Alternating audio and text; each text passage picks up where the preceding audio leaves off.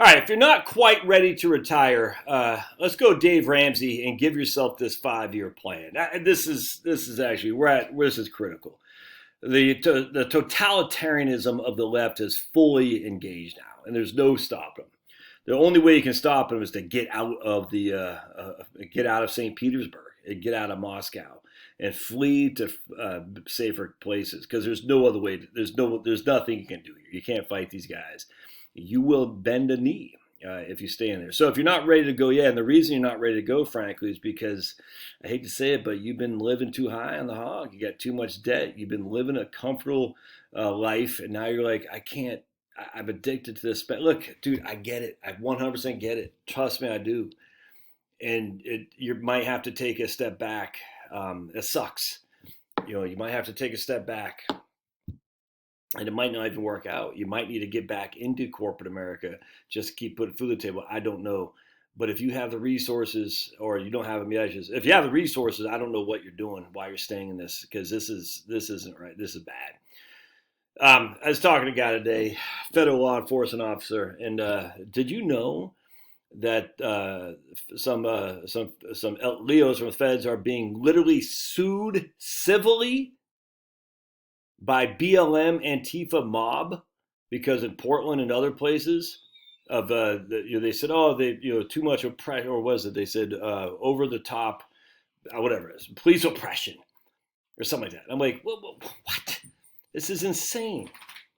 So these guys are being sued civilly, and they have to petition the Department of Justice to defend them. And if they lose, it's still on them. Hold on a second. Chloe, you want to? So BLM Antifa thugs run rampant throughout cities in the summertime. The federal law enforcement officers stand firm to freaking protect buildings and things like people. And at the end of the day, it's the BLM people and Antifa who say, oh man, you made my feelings hurt. I'm suing you because you guys were brutal towards us. Well, they were the ones who were committing all the crimes. But was the federal government, the Department of Justice, who are supposed to defend them? Are they gonna? I don't know. But you know what the Department of Justice is doing as we speak? They're going after the guys who supposedly wanted to kidnap Whitmer, which is all FBI set up, and the freaking January 6th people. This is insanity. It's insanity. And this is it. And so then I'm reading my man, the crunchy conservative, Rob Dreher from the American Conservative, and he just shows us these. And I'm not even going to... This is a 26-page guide for you who are going to stock shelves and be a cashier. This one, the one that kind of crapped me up. So this might be your personal value. Family, spirituality, get it. Customs, morals, get it. Friendship, tradition. But the Kroger values are integrity, honesty, respect, safety, diversity, and inclusion. So some people's morality may be a barrier to accepting blah, blah, blah. Our morals are personal and unique to each of us. And spirituality, you might not have any spirituality. We don't want your spirituality here. And it doesn't just stop there. So let's go back to another article I was reading by Rob. You can't be part of this, man. So here's Blue's Clues. This is Blue's Clues, and they. I'm not gonna say anything because I'll get banned. The whole thing's nuts.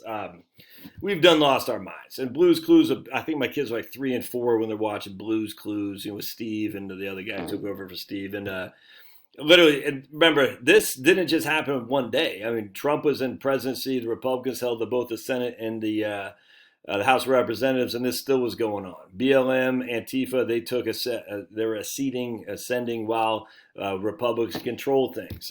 So you can't say, I'm going to be part of the beast who killed the beast. You have to remove yourself from the beast. And the beast, as it is now, is corporate America. There's no other way around it. Because it's not just corporate America, but obviously the beast is everywhere. But most of us work in corporate America because we need to save money for retirement because, we need millions of dollars, which is just silly. So but I will tell you, where the problem comes is they give you this thing called the dollar bill. You can spend. It's actually not the dollar bill. They give you this thing called the credit card. Spend. That's how they keep you. That's how they keep you enslaved. It's not a literal. It's a metaphorically. Yeah, you're enslaved, man. They got you because you're like, I can't. I have to spend. I'm telling you. And at some point, you got to break free. And if you're not ready to do it now, just focus like a freaking mofo on getting your debts paid. Just focus, focus, focus. And I'm telling you, and get out, break it, break it, break it, and get out. I'm telling you right now, just 5-year plan. You got, I don't know, $500,000 in debt. I'm going to pay $100,000 a year for the next 5 years. I mean, obviously, if you have $500,000 in debt, you're probably making pretty good money. And you say, what are we spending money on now that we don't have to spend money on, that we can focus like a mofo on this debt? You know, you're making $60,000 a year and you got $85,000 of debt. Focus, 5-year plan. 5-year plan. Please, you can't. You got to break free from this. You're going to go insane, and they're going to make you take the prick. They're going to make you kneel in front of the diversity, inclusion, and equity, the DIE mantra. You know this. You know this. They're going to make you almost deny Jesus, essentially, is where we're going. Now, I would also partner with your Muslim friends, too, by the way. I think the Muslims and their ability to have led we can learn as Christians from what the Muslim community has done, because they've a lot of them have held their own against this onslaught of progressivism, which is it's just not good, man. A lot of the Muslims have. So I'd reach out to your Muslims, say, how do you do this? And just take notes, because I think it's important that Muslims and Christians can, and all Abrahamic religions, this isn't anti-Jew, but Muslims and Christians, and Jews too, but Jews are just not very many. There's just not many Jews, but there's lots of Muslims and lots of Christians. And as such, I think you can find some, some Orthodox Jews, the Hasidic or whatever they're called, with the things like that.